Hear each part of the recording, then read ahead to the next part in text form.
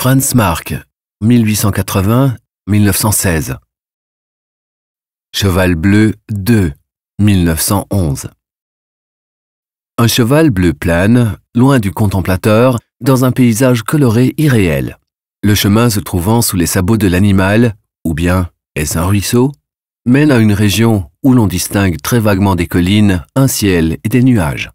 Le cheval est immobile, toutefois une rafale de vent semble soulever sa queue et fouetter le paysage. Bien qu'il ne soit ni un cheval de trait ni une monture, le cheval impressionne par sa taille et sa couleur bleue fait penser à la couleur nostalgique du romantisme. Comme le cheval est représenté de derrière, le regard du contemplateur va dans la même direction que celui du cheval. Cela reflète l'intention de Franz Marc de comprendre l'âme des animaux. C'est comme si nous voyions le monde du point de vue du cheval. Le monde des animaux, auquel il se sent très attaché, est très tôt le principal centre d'intérêt de l'artiste Franz Marc, né à Munich. Les chevreuils, les chiens, les vaches, mais surtout les chevaux, lui servent de motifs à travers lesquels il développe sa vision d'un art nouveau. Marc les présente tout d'abord d'une manière très réaliste, puis de plus en plus libre en rouge, en bleu ou en jaune. Il les intègre dans les paysages abstraits qu'il rend vivants en utilisant les couleurs complémentaires que sont le vert, l'orange et le violet. Le tableau Cheval bleu 1 ressemble beaucoup au Cheval bleu 2 de Berne, car il a les mêmes dimensions et a également été réalisé en 1911. Il représente un jeune cheval de face et se trouve à la Lenbachhaus, un musée de Munich. Franz Marc et Wassily Kandinsky créèrent l'almanach Le Cavalier bleu, l'année au cours de laquelle notre tableau vit le jour. Kandinsky avait déclaré en se souvenant du moment « Nous avions trouvé le nom Le Cavalier bleu en buvant le café sous la tonnelle à Zindelsdorf.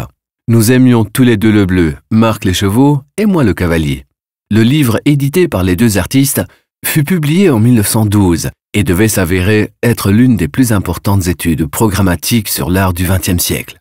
Les artistes suivants, August Macke, Gabriel Münter, Alexei Jawlensky et Paul Klee, figurent parmi les artistes qui travaillèrent avec le groupe du Cavalier bleu.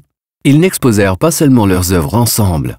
Ils partageaient également le sentiment qu'il existait une parenté interne entre les dernières tendances de la peinture et les œuvres de l'art gothique, de l'art populaire et de celui des enfants. Lorsque la Première Guerre mondiale éclata, les activités du groupe d'artistes cessèrent.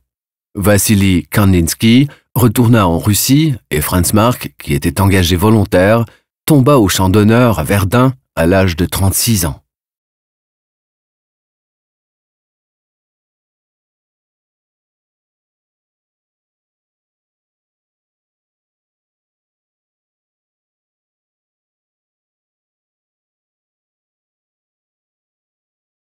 Visitez le musée des Beaux-Arts de Berne et voyez les œuvres originales et téléchargez l'application gratuite Museum Bern dans le App Store.